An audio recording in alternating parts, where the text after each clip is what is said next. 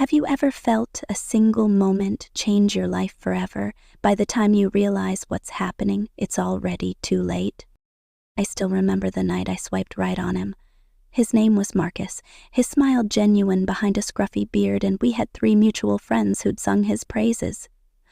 Our messages flowed effortlessly for weeks, laughing at inside jokes, discovering shared scars of chronic illness, confiding in each other about our deepest vulnerabilities. When he told me that his older sister had passed from the same condition that I battled every day, my heart ached for him. I sympathized, telling myself that by meeting in person I might find comfort, or at least understanding, in someone who truly knew the way fear and pain could lurk beneath every breath. That Friday I was tipsy on cheap wine and foolish bravery. The world blurred at the edges as I punched his address into my GPS and steered toward him, convinced this was the start of something tender and healing.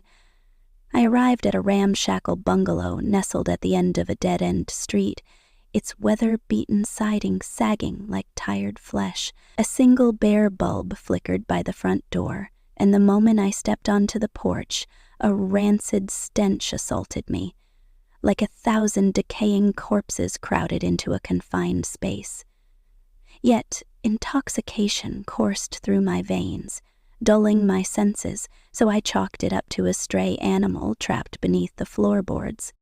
Marcus greeted me with a warm hug, his eyes velvety with grief. We lingered on the porch, our words floating in the chilly air as we bonded over lost siblings and shattered hopes. His voice was soft, reassuring, and when he offered to take me inside, I didn't hesitate.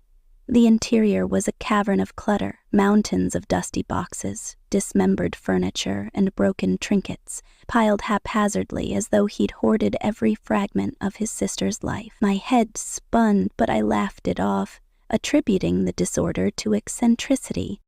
He led me to a bedroom that seemed eerily immaculate compared to the rest of the house. Floral wallpaper, crisp sheets. Everything appeared staged, almost reverent. I sank onto the mattress with a sigh, the memory of his sister whispering in my mind. Hours later, the black veil of sleep claimed me entirely. When I awoke at 10 a.m., sober and disoriented, the room felt suffocating. Blinking against the harsh morning light, I noticed his closet door cracked open. My fingers trembled as I peered inside. Rows of delicate blouses, frilly skirts, and pastel cardigans that could have belonged to a teenage girl. My heart thudded with panic. Was I in the wrong house? Had he led me somewhere dangerous? I forced a nervous laugh when he wandered in, hair mussed and eyes blurry. "What's in that massive binder by your nightstand?" I joked, motioning toward a thick black volume. He glanced down and his lips curled into a wistful smile. "Golden Girls," he said softly. I printed every single episode, scripts, scene descriptions, jokes, the whole thing.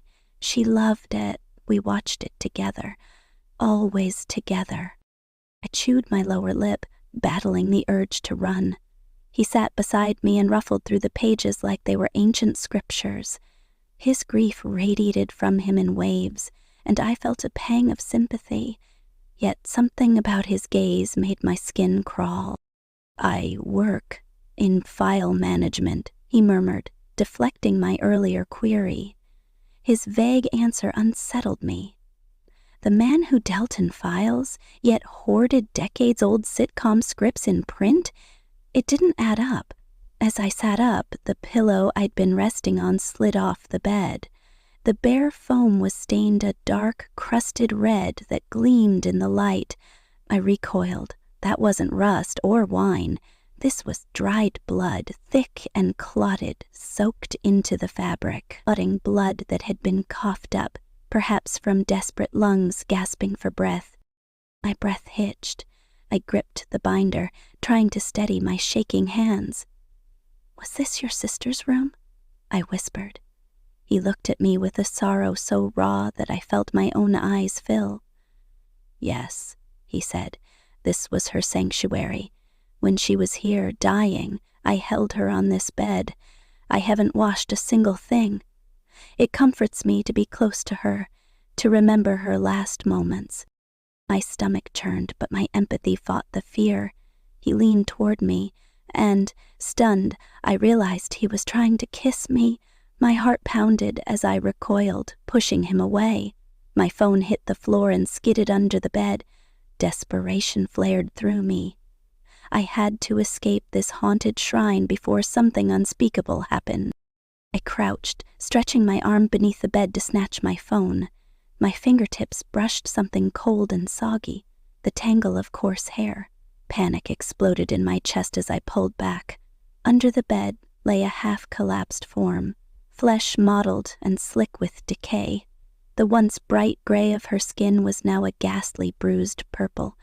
Her jaw sagged, and her eyes were wide open, frozen in a final, silent scream. The stench was unbearable, an acrid, sour reeks of decomposition that seared my nostrils. Every rational thought screamed to flee, but my body betrayed me, locked in terror. I forced my trembling legs to stand and stumbled backward into the center of the room. My breath came in ragged gasps. Marcus's horrified face hovered inches away. He whispered, "She had an inhaler, too." His voice was gentle, as though he was sharing a secret about his dearest friend. I stared at him, wondering if he realized I was staring at death itself, lying 2 feet away. I gripped my bag and fumbled for my own inhaler, desperate for the calm it promised. Marcus let me near his sister's corpse, his expression unreadable, almost tender. My heart shattered. He was so lost in grief that reality had crumbled around him. The corpse wasn't mummified or hidden. It was part of his everyday life, an unthinkable shrine to loss. "Can you get me a glass of water?" I asked in the quietest voice my lips could form. He nodded, sighing as though he was doing me a favor, not seeing the horror etched on my face. I watched him shuffle away, each clumsy footstep feeling like an eternity. The moment he turned his back, I grabbed my bag, my phone, my sanity, and bolted. The heavy door slammed behind me as I fled into the hallway, adrenaline propelling me down the rotting stairs.